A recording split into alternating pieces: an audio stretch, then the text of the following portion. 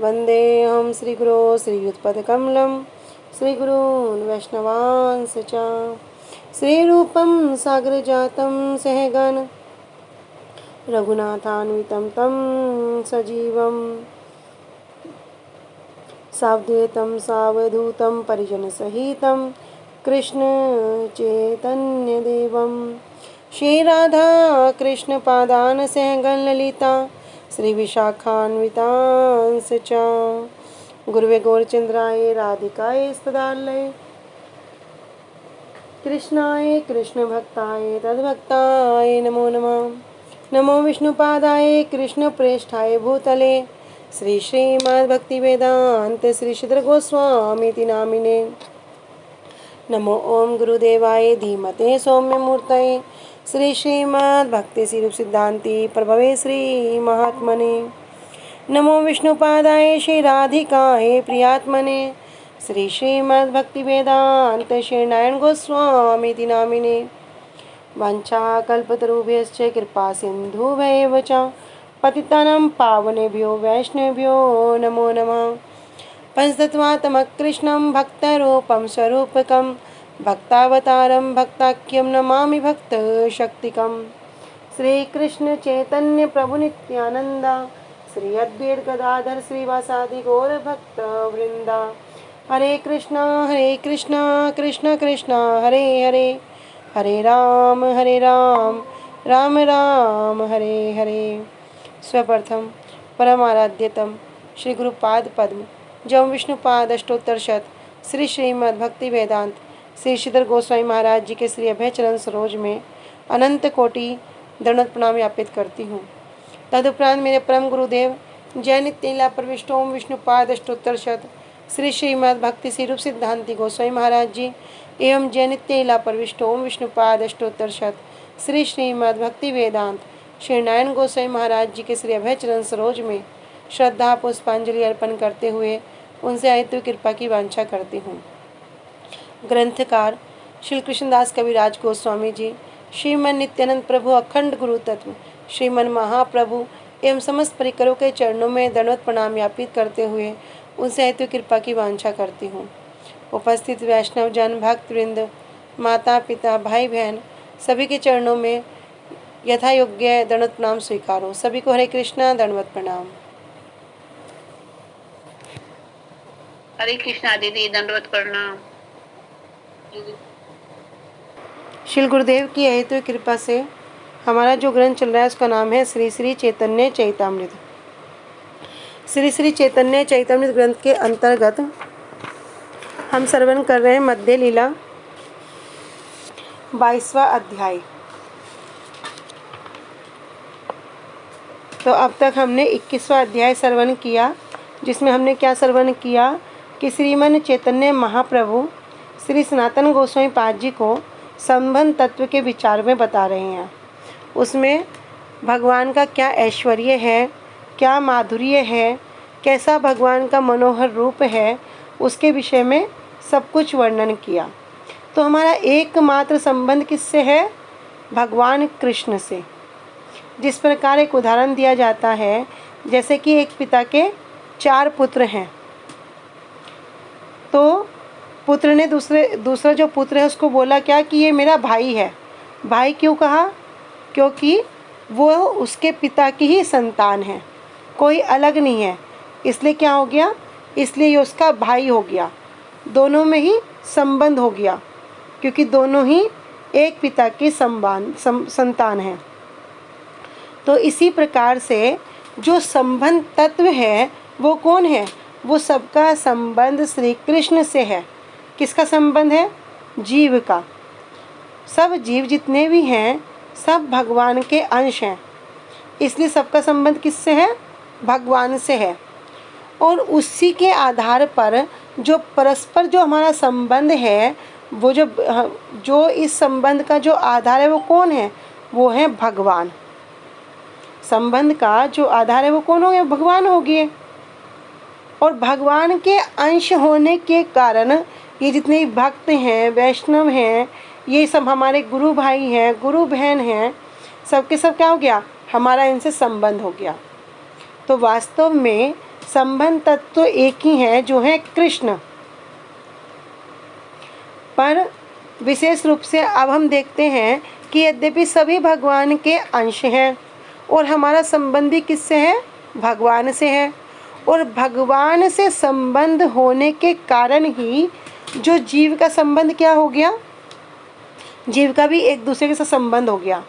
लेकिन अभी समस्या कहाँ पे आती है? समस्या आती है कि जीव अपने वास्तव स्वरूप को भूल जाता है, वास्तव संबंध को भूलकर माया के संबंध में बंध जाता है। इसी कारण से वो अपने आप को जो परिचय देता है वो अपना नहीं देता, स्वयं का परिचय नहीं देता, वो इस जड़ शरीर का परिचय देता है।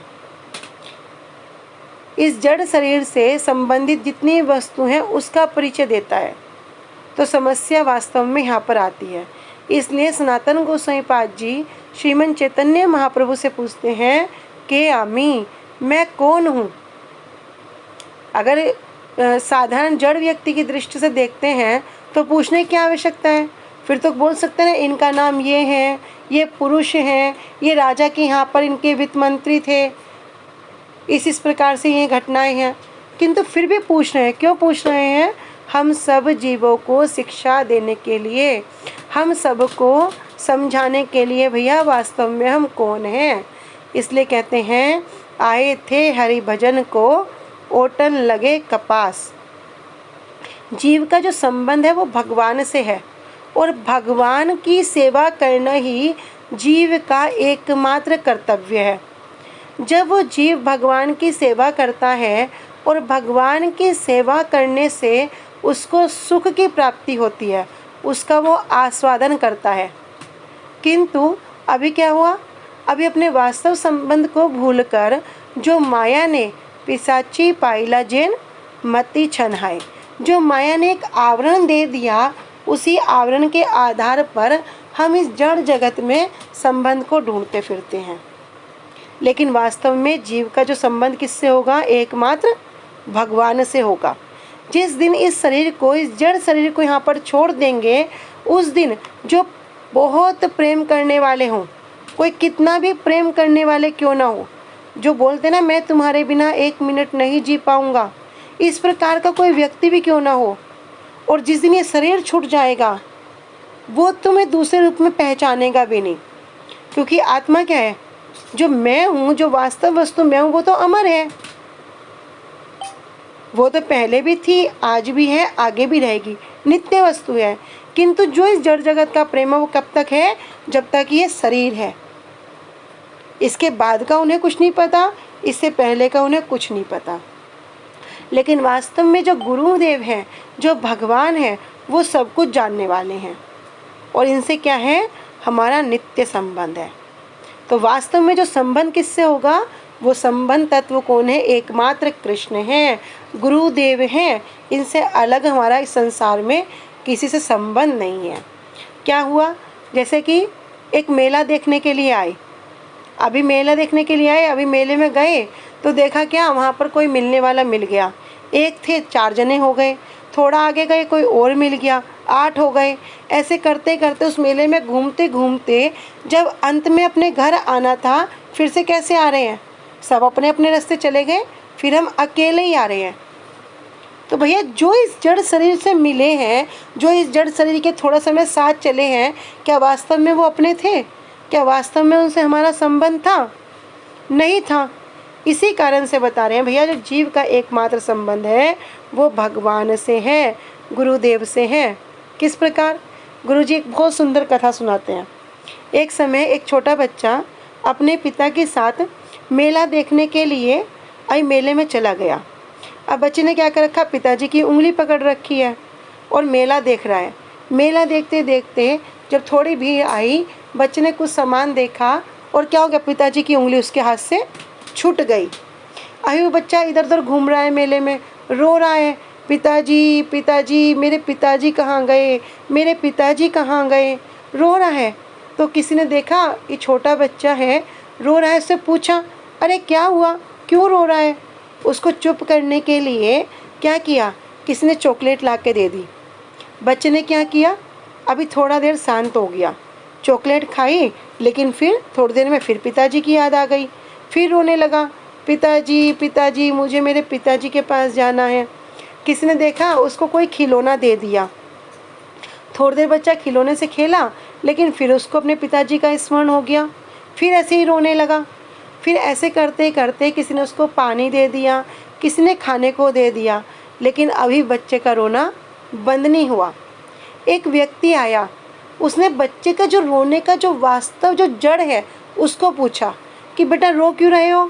बोले मुझे पिताजी के पास जाना है, मेरे पिताजी मुझे मेले में लेके आए थे और मेरे पिताजी अब मुझे मिल नहीं रहे हैं। अब वो समझ गया कि इसका जो जड़ से रोना बंद होगा वो कब होगा, जब इस बच्चे को इसके पिता से मिलवा दिया जाएगा, तभी इसका रोना बंद हो सकता है। तो उस व्यक्ति ने क्या किया, उसके पिता को ढूंढा और बच्चे का हाथ को क्या किया, उसके पिताजी के हाथ में दे दिया। तो यहाँ प्रश्न आता है कि अच्छा बताओ कि उस बच्चे पर सबसे अधिक कृपा किसने की? क्या जिसने उसको थोड़ी देर के लिए चॉकलेट दी उसने कृपा करी, या किसी ने उसको खिलौना दिया उसने उस बच्चे पर कृपा करी, या किसी ने उसको खाने के लिए पीने के लिए दे दिया उसने कृपा करी, या जिसने उसको उसके पिताजी से मिला दिया, किसने करी उस पर सबसे बड़ी कृपा? हरे कृष्णा दीदी। हाँ जी। जिसने मिला दिया, जिसने जिसने उसको पिताजी से मिला दिया, हाँ जिसने उसे पिताजी से मिला दिया। पिताजी से मिला दिया। तो ये कृपा करने वाले यहाँ कौन है? क्योंकि वास्तव में जो मूल कृपा है ये कौन करेगा? ये गुरुदेव ही करेंगे। हम सब वही बच्चे हैं जो अपने पिताजी से बिछड़कर इस संसार रूपी मेले में आ गए हैं। अभी किसी ने हमें क्या किया, किसी ने हमें थोड़ी देर के लिए खाना दे दिया, किसी ने हमें कपड़ा दे दिया, किसी ने कुछ दे दिया, लेकिन वास्तव में जो हम पर सबसे बड़ी कृपा करने वाले हैं वो कौन हैं? वे ये गुरुदेव हैं, जो इस जीव को इस संसार रूपी कारागार से निकालकर भगवान के पास ले जाते हैं, उनके पिताजी से मिला देते हैं, जहाँ पर जाने पर वास्तविक प्रसन्नता, वास्तविक आनंद उसको प्राप्त होगा। इसलिए जो हमारा संबंध है वो किससे है? गुरुदेव से है, कृष्ण से है। हम यद्यपि बहुत बार सुनते हैं जीवेर स्वरूप है कृष्ण नित्यदास, कि वास्तव में जीव का जो स्वरूप है वो क्या है? कृष्ण का दास होना ही जीव का स्वरूप है। जीव कहने से तात्पर्य क्या हुआ? जीव कहने से तात्पर्य स्त्री, पुरुष, पक्षी ये नहीं हुआ। जीव कहने का तात्पर्य है 84 लाख प्रकार की जो योनियां हैं उसमें सभी जीव हैं। तो सबके जब जीव जब भगवान के ही अंश हैं, भगवान के ही बच्चे हैं, लेकिन अभी क्या हुआ? भोग बुद्धि के कारण, अपनी जो भोग की वांछा के कारण इस कारागार रूपी जेल में आ गए। और ये माया देवी क्या करती है? इसको बोलते हैं दुर्ग, जो दुर्ग की रक्षा करती है, दुर्गा देवी। वो क्या करती है? उसको यातना देती है। जैसे किसी चोर को पकड़ लेते हैं ना, भाई किसी पुलिस वाले ने चोर को पकड़ के अभी कारागार में डाल दिया, जेल में डाल दिया, तो क्या वहाँ खातिरदारी करने के लिए डाला है? बड़ी अच्छी तुम्हें फर्स्ट क्लास 5 स्टार वाला तुम्हें खाना देंगे, बड़ा बढ़िया गद्दा मिलेगा सोने के लिए, क्या इसलिए डाला? नहीं। क्या करेंगे? उसको दंड देने के लिए डाला है, उसको वहाँ दंड देंगे, उसको जेल में डालकर उसको यहाँ पर यातना देंगे। ऐसे ही अभी इस कारागार रूपी संसार में गिरकर कोई यहाँ सुखी नहीं हो सकता। सबके सब क्या कर रहे हैं? दंड को ही भोग कर रहे हैं। कभी इसमें क्या करते हैं? इस दंड को भोग करते करते जब तनिक मात्र, क्षण मात्र क्या होता है, लगता है कि दुखों से निवृत्ति हो गई, उसको ही सुख समझ लेते हैं, यद्यपि वो वास्तव में सुख नहीं होता। अभी संबंध तत्व के विषय में हमने श्रवण किया। अब ये जो 22वां अध्याय ये है अभिधेय। अभिधेय मतलब क्या? भक्ति प्राप्ति का जो उपाय। भक्ति प्राप्ति का उपाय क्या है? जिस उपाय के द्वारा जो प्रयोजन वस्तु है उसको प्राप्त किया जा सके। तो जो क्या करेगा? जो प्रयोजन वस्तु है उसको प्राप्त करने के लिए जो भी चेष्टा करते हैं, जो भी उपाय करते हैं, जो भी प्रोसेस करते हैं, उसी को क्या कहते हैं? अभिधेय। उसी को कहते हैं अभिधेय। तो यहाँ पर शुरू करते हैं, कह रहे वंदे श्री कृष्ण चैतन्य देवम तम करुणार्णवर्णम कलावप्य अतिगूढ़यम भक्तिर्येन प्रकाशिता। कह रहे वंदे, मैं वंदना करता हूँ। किसकी वंदना करता हूँ? श्री कृष्ण चैतन्य देवम, श्रीमन चैतन्य महाप्रभु की मैं वंदना करता हूँ। जो कौन है? तम करुणार्णवम, अर्थात जो करुणा के अर्णव हैं, जो करुणा के सागर हैं। इसलिए क्या कहते हैं महाप्रभु को? नमो महावदान्याय।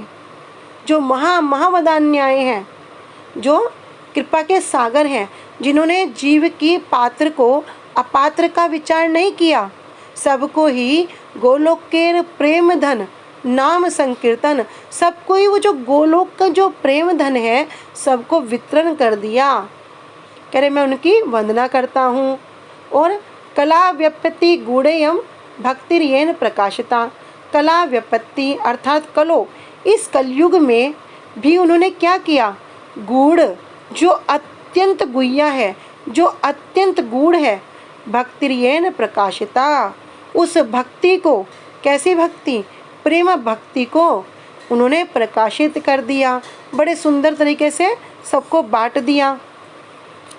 तो यहाँ कह रहे हैं कि जिनके द्वारा कली काल में भी अति गूढ़ भक्ति प्रकाशित हुई, उन करुणा के सागर श्री चैतन्य देव की मैं वंदना करता हूँ। धर्म रहित तर्क प्रधान विवाद में कलयुग में भी, कैसा कलयुग है भैया? जो धर्म से रहित है, जिसमें धर्म खत्म हो गया और तर्क प्रधान, और तर्क की प्रधानता हो गई। मतलब कोई कार्य खुद तो करेंगे नहीं, और अगर कोई दूसरा ठीक रूप से कर रहा होगा तो उनके साथ तर्क वितर्क करेंगे। ऐसा तो हमने नहीं सुना। आप कहाँ से कर रहे हो? जैसे कि हरे कृष्ण महामंत्र, अब हम जो बोलते हैं वो हरे कृष्णा शुरू करते हैं, लेकिन जो तर्क करने वाले होंगे वो बोलेंगे क्या? ये तो हरे राम से शुरू है। तो कलयुग कैसा है? तर्क पंथा। लेकिन हमारी जो पंथा है वो क्या है? श्रोत पंथा। हमारी जो पंथा है उसे कहते हैं श्रोत पंथा। लेकिन कलयुग तर्क प्रधान है, विवाद में है। कलयुग में भी जिन्होंने इस प्रकार के कलयुग में अति गूढ़, जो बहुत गूढ़ है, जो धर्म प्रधान, जो कहते हैं जिसमें बहुत धर्म था, सत्य युग, त्रेता युग, द्वापर युग, और इसमें भी क्या किया? बड़े सद्धर्म को जानने वाले लोग थे, इनको सब ज्ञात था। लेकिन ऐसी अहेतु की श्री कृष्ण की सेवा को क्या किया? जीवों में प्रचार कर दिया, जीवों में बांट दिया कि कुछ नहीं करना, कि सिर्फ ओष्ठ स्पंदन मात्रेन, सिर्फ ओष्ठ को हिलाने से, ओष्ठ के द्वारा, होठों के द्वारा हरे कृष्ण महामंत्र का गान करने से क्या होगा? जो बड़े बड़े प्रारब्ध हैं वो भी कट जाएंगे। सब जीवों में वितरण कर दिया। उन जीवों के प्रति जो दया के सागर हैं, कौन है? श्री कृष्ण चैतन्य देव, उनकी मैं वंदना करता हूँ। कौन वंदना कर रहे हैं? कृष्णदास कविराज गोस्वामी महाराज जी। हाँ, श्री कृष्णदास कविराज गोस्वामी जी ये वंदना कर रहे हैं। आगे कह रहे हैं, जय जय श्री कृष्ण चैतन्य नित्यानंद, जया द्वैत चंद्र जया गौर भक्त वृंद। जय जय श्री कृष्ण चैतन्य, जय जय, जय हो, जय हो। किसकी जय हो? श्री कृष्ण चैतन्य, चैतन्य महाप्रभु की जय हो। नित्यानंद, श्री नित्यानंद प्रभु की जय हो। नित्यानंद कौन? अखंड गुरु तत्व बलदेव प्रभु, उनकी जय हो। जय अद्वैत चंद्र, श्रीमन श्री अद्वैताचार्य प्रभु की जय हो। और जया गौर भक्त वृंद, महाप्रभु के जितने भी सब भक्त हैं, जितने भी प्रियकर हैं, सबकी जय हो। अद्वैताचार्य जी कौन है? विष्णु और सदाशिव। हाँ, महाविष्णु और सदाशिव। हाँ, महाविष्णु और सदाशिव के मिलित रूप कौन है? अद्वैताचार्य जी। तो कह रहे इनकी सबकी जय हो। एबे कही सुन अभिदे लक्षण, जहाँ है ते पाई कृष्ण कृष्ण प्रेम धन। अब क्या कह रहे हैं, एबे कही सुन। अब तो मैं क्या कर रहा हूँ, सनातन गोसाई पाद जी को महाप्रभु कह रहे हो कि अब क्या करो, अभिदय लक्षण, अभिदय के विषय में श्रवण करो। जहाँ है ते पाई कृष्ण कृष्ण प्रेम धन, जहाँ पर क्या होगा, जिससे श्री कृष्ण भी मिलेंगे और श्री कृष्ण प्रेम धन जो प्रयोजन वस्तु है उसकी भी प्राप्ति हो जाएगी।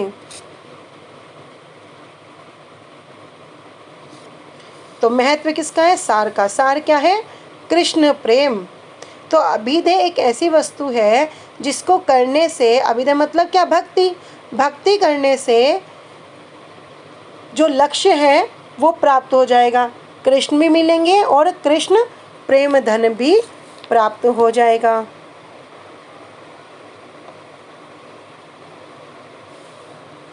यही तक कहिलु संबंध तत्वेर विचार, वेद शास्त्र उपदेशे कृष्ण एक सार। तो यहाँ पर श्रीमन चैतन्य महाप्रभु कह रहे हैं, यही तक कहिलु, अब तक मैंने क्या किया, इस प्रकार मैंने जो कृष्ण से अपने संबंध का जो विचार है उसको बता दिया। कह रहे वेद शास्त्र उपदेशे, जो भी वेद शास्त्र हैं सभी वेद शास्त्र क्या उपदेश देते हैं, कृष्ण एक सार। जो सार वस्तु है वो कौन है, कृष्ण है। अर्थात जो महत्व होता है वो किसका होता है, सार वस्तु का। तो सार वस्तु क्या है, कृष्ण है। लेकिन कभी कोई कहे भैया कृष्ण नहीं चाहिए, कृष्ण का नाम निकाल दो, कृष्ण को छोड़ दो और हम सब कर लेंगे, तो क्या हो गया, कितना भी कुछ कर लो सब शून्य हो जाएगा। इसलिए वो एक प्यार बोलते ना, राम नाम को अंक है सब साधन के बीज। भैया राम नाम, अगर एक राम नाम है उसके आगे तुम 1 जीरो लगाओगे 10 हो जाएगा, उसके आगे 2 जीरो लगाओगे 100 हो जाएगा, उसके आगे कितनी जीरो लगाओगे उसकी वैल्यू बढ़ती जाएगी। किंतु अगर वो उस एक अंक को हटा दो, एक को हटा दो, फिर 0 0 0 0 0 कोई वैल्यू आएगी, सब कुछ जीरो हो जाएगा। इसलिए सार क्या है, वो कृष्ण का नाम ही सार है। अरे कृष्ण एक सार, सभी वेद शास्त्र उपदेश क्या दे रहे हैं कि भैया कृष्ण एक सार, कृष्ण ही सबके सार हैं। तो जिस प्रकार कृष्ण नाम निकलने पर सब शून्य हो जाता है, अर्थात क्या हुआ, जो कृष्ण का आश्रय छोड़ देगा उसका क्या होगा, उसका अस्तित्व ही खत्म हो जाएगा, उसका कोई अस्तित्व नहीं रहेगा। कृष्ण को छोड़कर कृष्ण इतर वस्तुओं के पीछे पीछे हम अपना पूरा जीवन भी व्यर्थ गवा देंगे, तब भी हमें कुछ भी प्राप्ति नहीं होगी। उदाहरण के लिए समझते हैं, जैसे कोई पेड़ है ना, पेड़ पे फल भी है, फूल भी है, पत्ता भी है।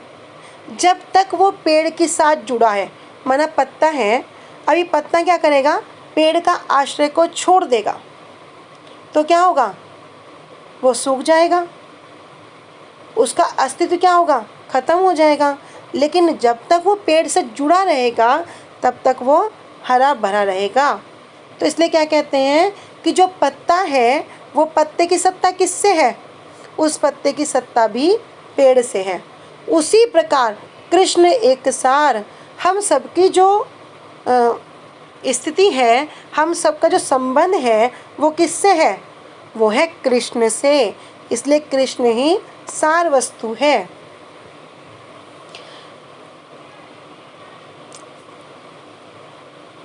इसलिए अभी महाप्रभु कह रहे हैं कि अब आप क्या सुनो, अभिधेय लक्षण के विषय में सुनो, और जिसको करने से क्या मिलेगा, कृष्ण भी मिलेंगे, जो प्रयोजन है कृष्ण प्रेम भी मिलेगा। तो कृष्ण और कृष्ण प्रेम दोनों ही मिल जाएंगे। किससे मिलेंगे, अभिधेय से, भक्ति से। कृष्ण भक्ति अभिधेय सर्वशास्त्र काये, अतएव मुनिगण करिया छे निश्चय। कृष्ण भक्ति अभिधेय, अर्थात ये जो कृष्ण भक्ति है इसी को क्या कह रहे हैं, अभिधेय। यही क्या है, यही अभिधेय है। अर्थात जो वास्तव में काम करने योग्य है, जो कार्य वास्तव में प्रत्येक जीव को करना चाहिए, वो क्या है? कृष्ण भक्ति। भगवान कृष्ण की किस प्रकार सेवा हो सके, किस प्रकार मेरे कोई कार्य करने से हरि गुरु वैष्णवों की प्रसन्नता हो सके। अतएव मुनिगण करियाछे निश्चय। अतएव अर्थात इसलिए मुनिगण, जितने भी सभी साधु जन हैं, उन्होंने क्या किया? करियाछे निश्चय, इसी बात का निष्कर्ष निकाला है। तो मनुष्य के जितने भी सारे कार्य हैं वो कैसे होने चाहिए? केवल भगवान कृष्ण की भक्ति पर ही केंद्रित होना चाहिए। एकमात्र जो पॉइंट होना चाहिए, जो गोल होना चाहिए, वो क्या है? भगवान की सेवा। यही होना चाहिए। सभी शास्त्रों ने भी ये निर्णय किया है और जितने भी मुनिगण हैं, साधुजन हैं, उन्होंने भी यही निष्कर्ष निकाला है।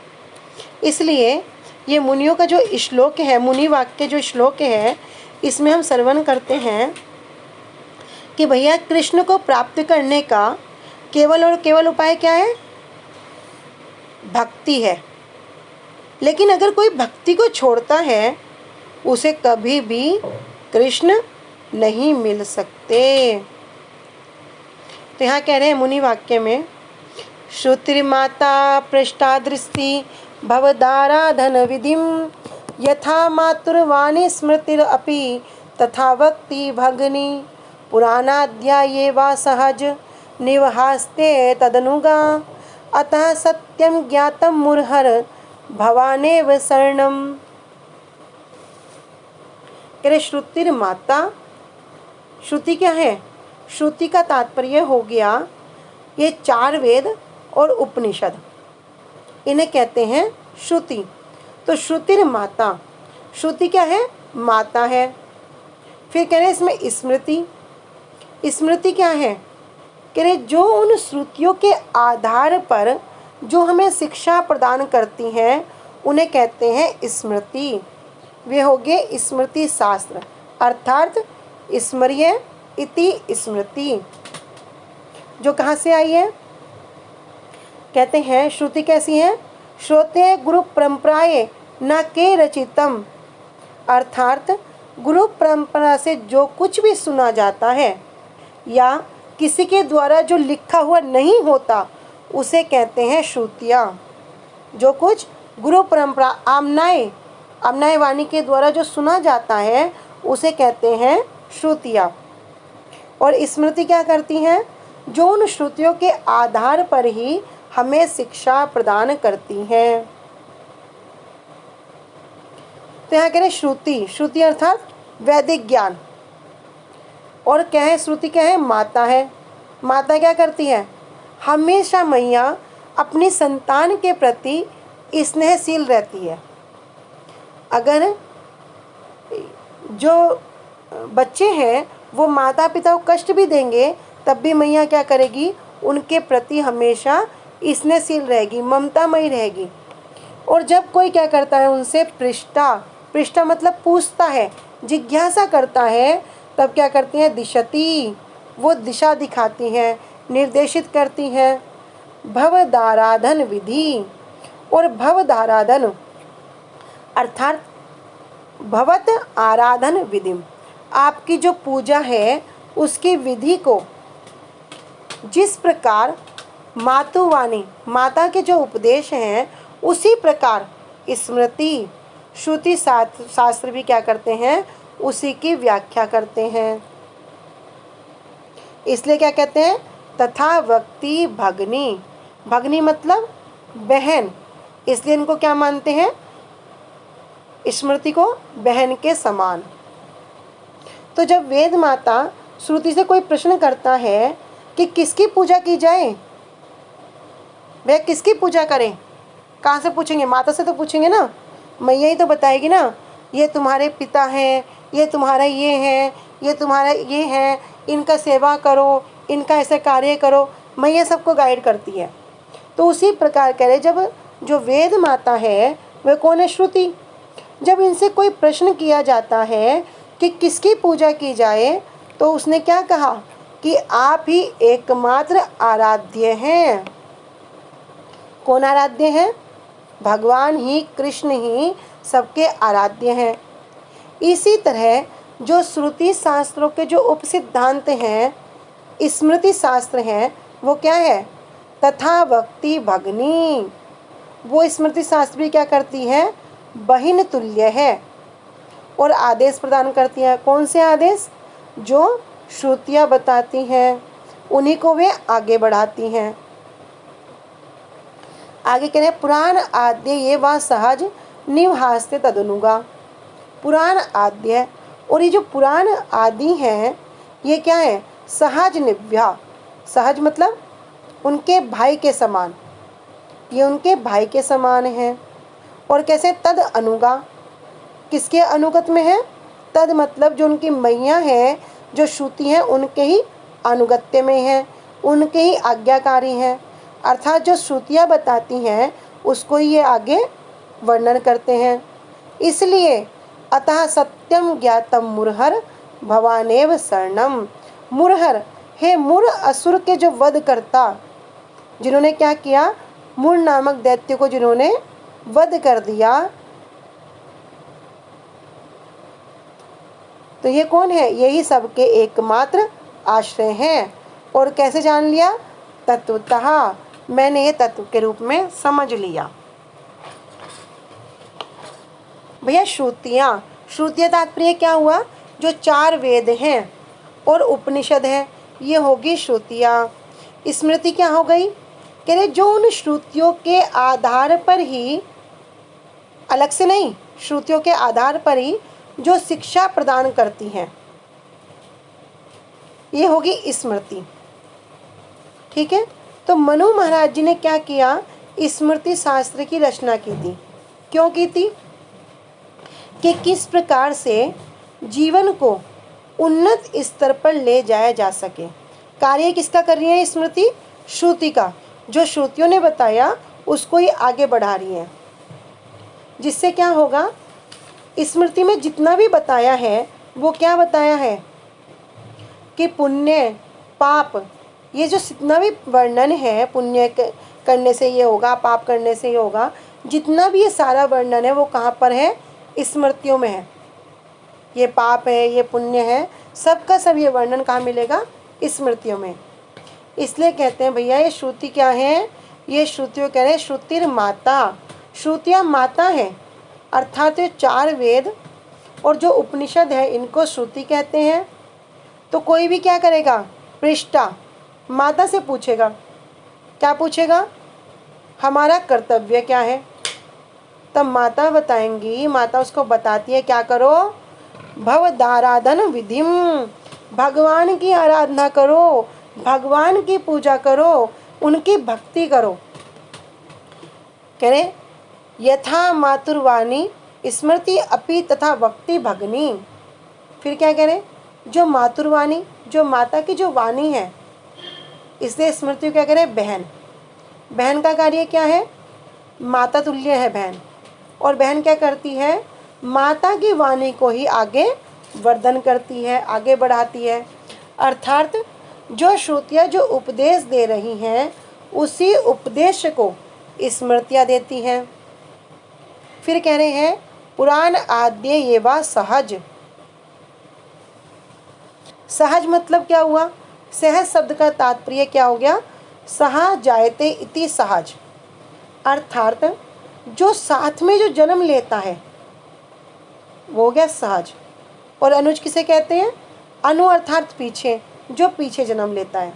तो कह रहे हैं सहज अनुगा। अब ये जो शास्त्र हैं, जितने भी पुराण हैं, पंचरात्र आदि ग्रंथ, इनकी तुलना किससे कर रहे हैं? किससे कर रहे हैं?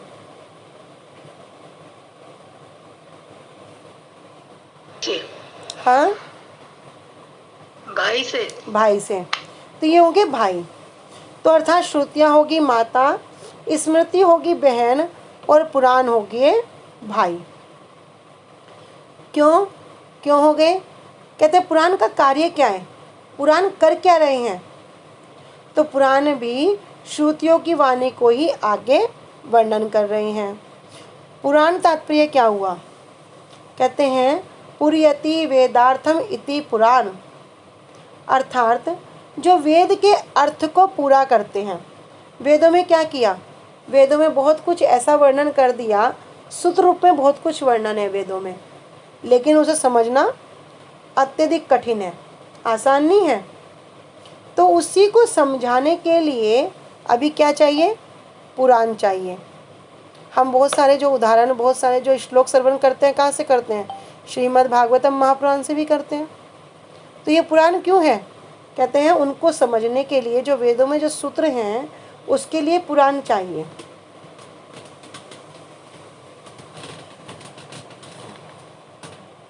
तो कह रहे हैं ये पुराण कौन हो गए? भाई हो गए, इसलिए कहते हैं तद अनुगा। तो पुराण भी इन्हीं वेदों के अनुगत हैं। और पुराण भी क्या करते हैं? पुराण भी वही कर रहे हैं जिसका आदेश वेद देते हैं, श्रुतियाँ देती हैं। तो स्मृति और पुराण भी वेदों के बाहर नहीं हैं, अर्थात दोनों क्या हैं? दोनों ही ये भाई बहन हैं, जो वेद के अर्थ को स्पष्ट करके क्या करते हैं? हम तक पहुंचा देते हैं।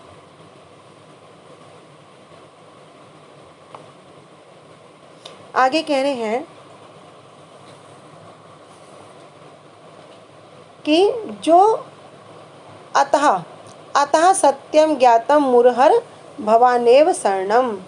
मुरहर तात्पर्य हमने भी जाना कि जिन्होंने मूर दैत्य के प्राणों को हर लिया था, इसलिए इनका नाम क्या हुआ? मूर नामक दैत्य का वध किया और इनका नाम हो गया मुरारी। तो नाम क्या पड़ गया? मुरारी। तो मुरहर तात्पर्य जो मूर के शत्रु हैं। भवानेव शरणम, हे भगवान, हे मुरारी, हम क्या हैं? हम सब आपके ही शरण्य हैं, आप सबकी शरण में ही हम आने चाहिए। तो ये हो गया इस श्लोक का भी अर्थ। अभी ग्रंथ में से पढ़ लेते हैं क्या कह रहे हैं। कह रहे माता स्वरूप श्रुति से जिज्ञासा करने पर वे आपकी आराधना की विधि का उपदेश देती हैं। किसकी? भगवान कृष्ण की। स्मृति भी बहन स्वरूप होकर उसी प्रकार उपदेश देती है और पुराण आदि भी भाई के रूप में श्रुति माता के अनुगत होकर वही कहते हैं। इसलिए हे मुरहर, हे मुरारी, आप ही एकमात्र शरण हैं, अर्थात जितने भी जीव हैं उनका जो एकमात्र जो आश्रय है वो कौन है? वो है भगवान की शरण ग्रहण करना, एकमात्र कृष्ण की शरण ग्रहण करना। कह रहे अतः सत्यम ज्ञातम, अतः मैंने क्या किया? इस सत्य को, इस बात को सत्य के रूप में ज्ञातम जान लिया है। तो अपने कह रहे हैं हित अभिलाषिनी माता के समान जीवों का पालन करने वाली श्रुति जिज्ञासा करने पर श्री कृष्ण की सेवा की आज्ञा देती है। श्रुति माता के द्वारा लालित, मतलब जिसका लालन किया गया है, स्मृति रूपी बहन भी माता की वाणी की भांति श्री कृष्ण भक्ति की बात कहती है और पुराण आगम आदि भी भाई की भांति माता और बहन के अनुगामी होकर श्री कृष्ण भक्ति का ही उपदेश देते हैं। अलग नहीं कह रहे हैं। जो मेन जो सार वस्तु है क्या है? कृष्ण एक सार वस्तु कौन है? कृष्ण है। इसलिए हे मुरारी, आप ही मेरी शरण है, आप ही मेरी शरण हैं और मैंने इसे सत्य रूप में जान लिया है। अर्थात जो आश्रय है वो आश्रय कौन है? एकमात्र भगवान है। हम सब जीवों का जो एकमात्र जो आश्रय है वो भगवान है। जिस प्रकार पेड़ से अलग होने पर पत्ते का कोई अस्तित्व नहीं होता, पेड़ से अलग होने पर फूल का कोई अस्तित्व नहीं होता, पेड़ से अलग होने पर फल का कोई अस्तित्व नहीं रहता, वो 2 दिन बाद खराब हो जाता है, 1 दिन बाद खराब हो जाता है, कोई उसे अपने पैरों के नीचे कुचल जाता है। उसी प्रकार यदि कोई भगवान का आश्रय छोड़ देता है तो उसका भी कोई अस्तित्व नहीं रहता। तो आज हम इसे यहीं तक रखते हैं, आगे कल श्रवण करेंगे। वाञ्छा कल्पतरुभ्यश्च कृपा सिन्धुभ्य एव च पतितानां पावनेभ्यो वैष्णवेभ्यो नमो नमः। श्री गुरुदेव की जय। अनंत कोटि वैष्णव वृंद की जय। निताई गौर प्रेमानंदे। हरि हरि बोल। हरे कृष्णा। सभी को दंडवत प्रणाम। हरे कृष्णा दीदी, दंडवत प्रणाम सभी को। दंडवत प्रणाम।